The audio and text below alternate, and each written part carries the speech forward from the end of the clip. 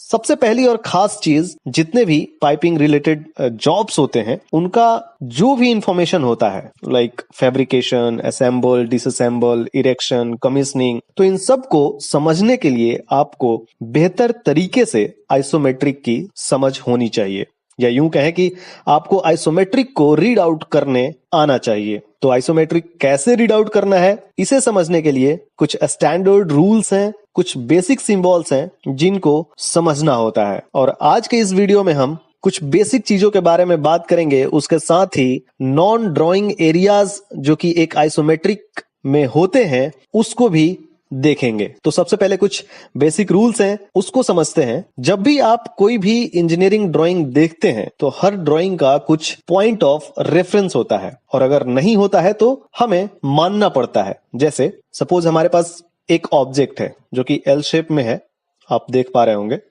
तो हमने क्या किया कि कॉर्नर को पॉइंट ऑफ रेफरेंस मान लिया। तो जब भी हम इसका फ्रंट व्यू या फिर साइड व्यू ड्रॉ करेंगे तो इस पॉइंट के रेफरेंस से ही करेंगे। अगर इसे हम आइसोमेट्रिक में ड्रॉ करते हैं तो यहां भी पॉइंट ऑफ रेफरेंस सेम ही रहेगा।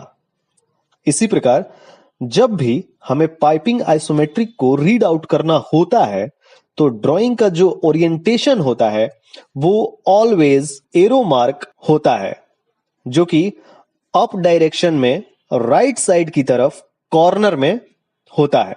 कभी कभी एज अ अल्टरनेट ऑप्शन ये नॉर्थ एरो अप डायरेक्शन में ही लेफ्ट साइड में भी दे दिया जाता है, तो उससे आपको कंफ्यूज होने की जरूरत नहीं है।